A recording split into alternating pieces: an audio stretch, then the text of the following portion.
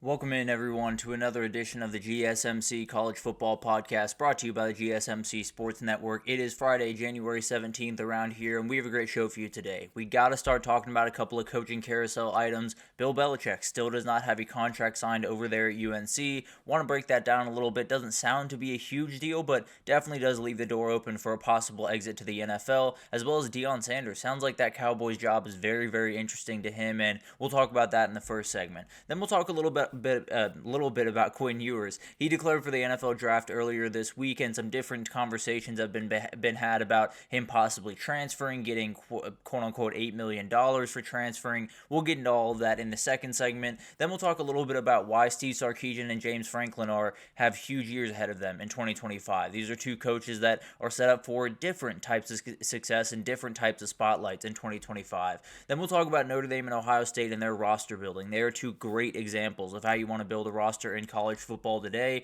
but kind of from different paths, and we'll talk about that in the fourth segment. And then we'll finish it off. We'll talk a little bit about just all of the weekend wrap-up stuff. Lou Holtz takes a little bit of a shot at Ryan Day and gets that rivalry started. We have an Army-Navy debate going on, Hall of Fame class of 2025, and we'll get into that Quinn Ewers story just a little bit deeper. But before we jump in, I do want to remind you all we get tons of questions and comments throughout the show, and the best way for you all to get your question on the screen, we can have fun back and forth here, is to use that super chat. At the bottom of the chat on the Sports Network page, you can click that $sign, add any question, comment you like. It'll pop up on the screen and we can have fun back and forth here. Definitely want this to be as interactive as possible, so utilize that and we can have fun back and forth and ask any questions that you would like to ask. But let's go ahead and jump into this, because this was news that came out yesterday. Actually, both these things came out yesterday. Bill Belichick has an unsigned contract over there at UNC. Deion Sanders sounds like he is very interested in that Cowboys job, but we will start with Bill Belichick. We'll get into that first, because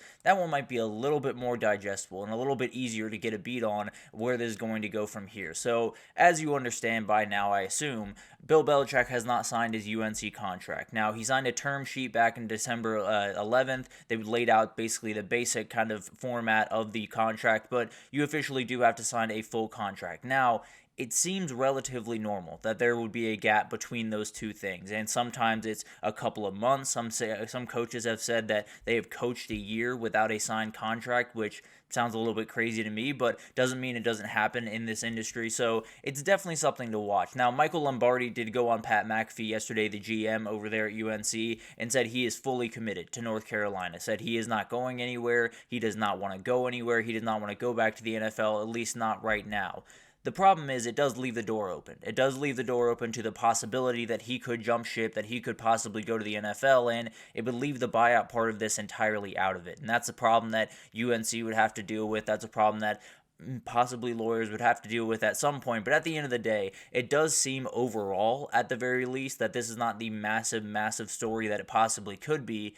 That being said, the world still exists that he could exit before that 2025 season. The world still exists that an NFL job, the right one, could come calling, and he would have an exit path very, very easily. So I think right now, I don't think anyone is necessarily lying to you. I don't think Bill Belichick is lying to anyone, or Michael Lombardi, or anyone like that.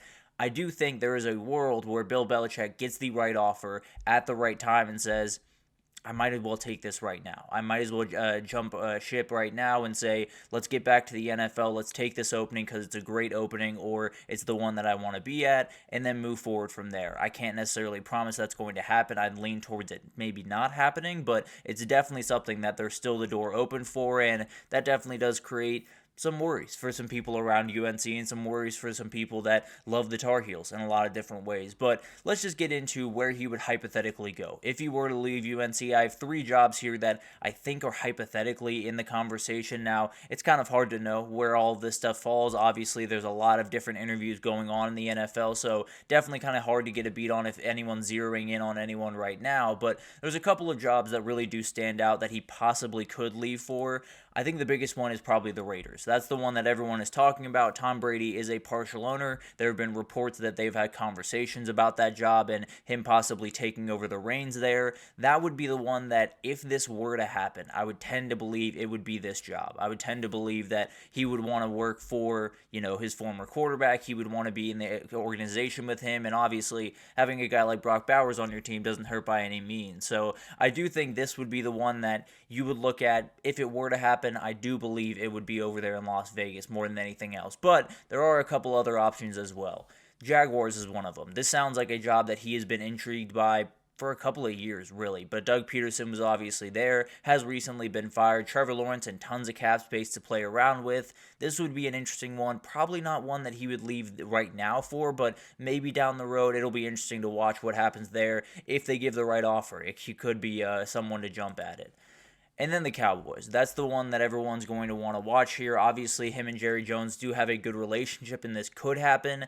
I don't necessarily think this is going to happen. I think they would have to go through a ton of candidates, and a ton of candidates would have to fade for this to happen. But there is still a world where Jerry Jones calls up his buddy and says, "Do you want to coach the team?" And he says yes. So that's definitely still on the table. But overall, I think the biggest thing, my overall take on this is, I want Bill Belichick in college football, at least for a year. I would like to see how that unfolds over there at UNC. I do think we're going to get that in 2025. I'll be honest. I do think he's going to be in college football. I don't think this story is too much of a big deal, at least right now. Obviously, it's not a story right now. Could very well become a story very quickly. So it's something definitely to keep your eye out on. There's a couple of jobs, the Raiders, the Jaguars, and the Cowboys, that I think are probably the front runners if this were to happen. But more than anything else, I tend to believe he will be there at on opening day in 2025 for UNC. I think he will be the head coach in 2025 for the Tar Heels. But moving forward after that, I think you have a million different questions, and that's kind of the reality that you get when you hire a Bill Belichick, is you're going to have to deal with this type of thing. So obviously going to be a very interesting thing to watch, and could take a very quick turn over the weekend.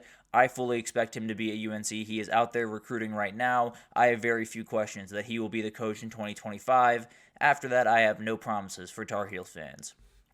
Then we got to talk about Deion Sanders and the Cowboys, because Ed Warder, an NFL reporter and former ESPN employee, has said Deion Sanders would almost certainly accept the Cowboys job if he was offered it, and Jerry is quote-unquote enamored with the idea. This one's a tougher situation for me. This one isn't quite as cut and dry as that Bill Belichick one. I do think this is one that very well could happen. Now, I'm not necessarily saying that Deion is walking out the door right now and he's packing his bags or anything like that, but I do fully agree with him when he says he loves Colorado, he loves the community. But the reality is, a chance to coach the Dallas Cowboys does not come along very often. It is a once-in-a-lifetime opportunity, and it might just be one that he cannot say no to if he were to be offered. He has not been formally offered, at least as I understand it. That obviously could come in time, and then we'll see what happens from there. But it does spur questions for the guy right next to him, Shedeur Sanders. What would happen there? Would they trade with the Titans, try to get the number 1 overall pick and draft him? Would they get rid of Dak? Would they keep Dak? And Deion would be more than fine with not coaching his sons at the next level. He said he really wants to, but definitely something to watch there. That would be a very interesting kind of sub-storyline to this, is what would happen for Shedeur Sanders if this were to happen. But this is definitely something that I think is up in the air. And the bigger question is, would this work for Deion? Would it work better than what is working now in Colorado? I'd say no, if I'm being totally honest. I think Deion's ability is that if he can work with absolute confidence, with absolute backing, and not having people looking over his shoulder every 2 seconds, he is going to be more successful.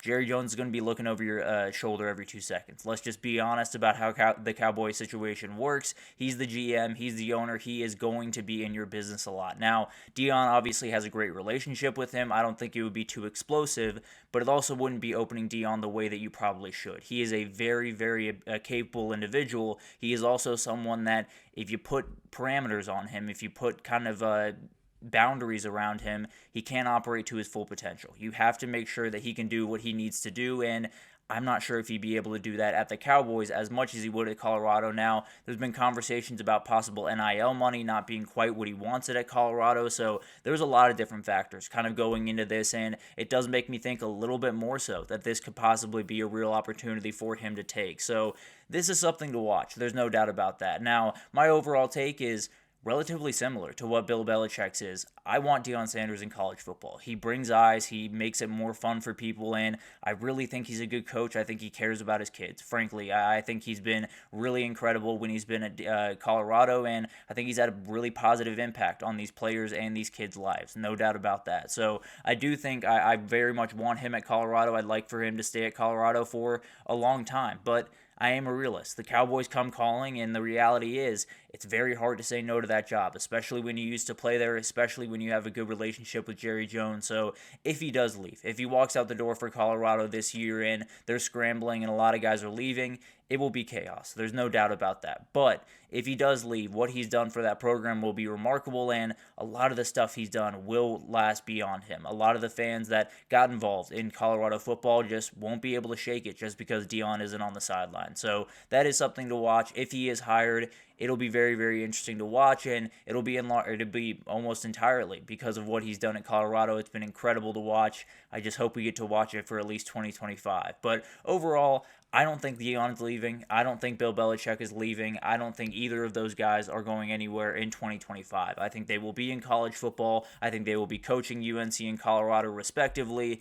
And then we'll move from there, because the reality is both those guys are going to be up for a number of different jobs. Deion Sanders and Bill Belichick at the NFL level, Deion Sanders at the college level, all over the place if they continue the path that they're on. So it'll be an interesting thing to watch. Doesn't sound like the Bill Belichick story is too much of anything. Sounds like it's something that is relatively explainable, something that happens relatively normally in the world of college football and the world of sports in general. So not super worried about him leaving UNC, but that could change very, very quickly. And then for Colorado and Deion, I think he's staying. As of right now, I'd lean towards him staying. That being said, if the interest is that real for the Cowboys job and the interest from Jerry Jones is that real, these things could change very quickly. So obviously something to watch as we go through this weekend and into next week. I don't expect anything to happen around those two guys. I expect them to be their coaches of the places that they are right now. But again, all of that stuff can change very, very quickly, and we will obviously update you when it does. But we're going to take our first break here, and when we come back, let's talk about Quinn Ewers. Let's talk a little bit about his declaration for the NFL draft and how his legacy is one of the more confusing in college football, and we'll talk about it right after this, so stick with us.